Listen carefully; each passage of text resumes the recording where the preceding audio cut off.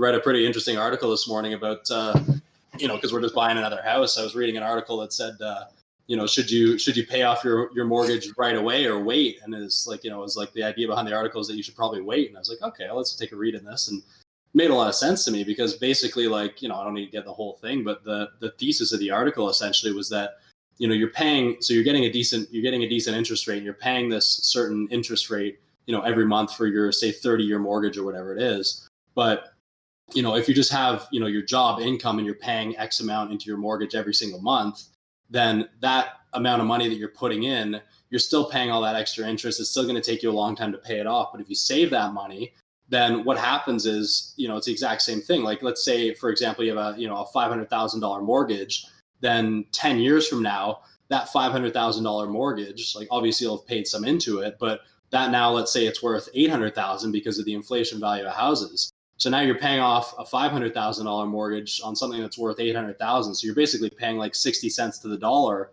on what the actual worth is. So the inflation has benefited you in that sense. And then not to mention over that course of 10 years, inflation of your country as well, your wage is going to go up because it has to, because the prices and, of everything is going to go up. So you're going to have more money coming in.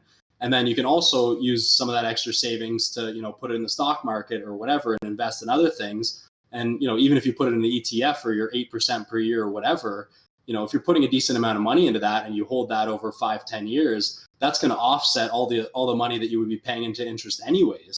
So basically you're getting out of that for essentially break even or even for more of a profit if you're utilizing these other things. If you're essentially waiting, instead of just paying off little chunks for 15 years, don't pay any of it until, say, 10 years, use that money to invest in the stock market, save up the rest of your money, and then just pay it off all in one big lump sum at the 10-year mark. And now you're basically paying 60 cents on the dollar or whatever it is because of the inflation value of your house. It could be even more, 50 cents on the dollar.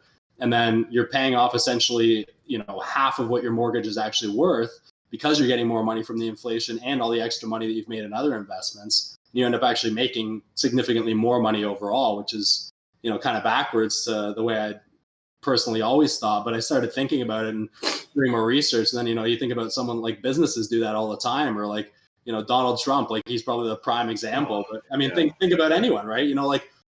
If someone gave me, $500,000 right now to invest in stocks, like I could make that $500,000 back and probably relatively quickly. And then I could pay that loan off.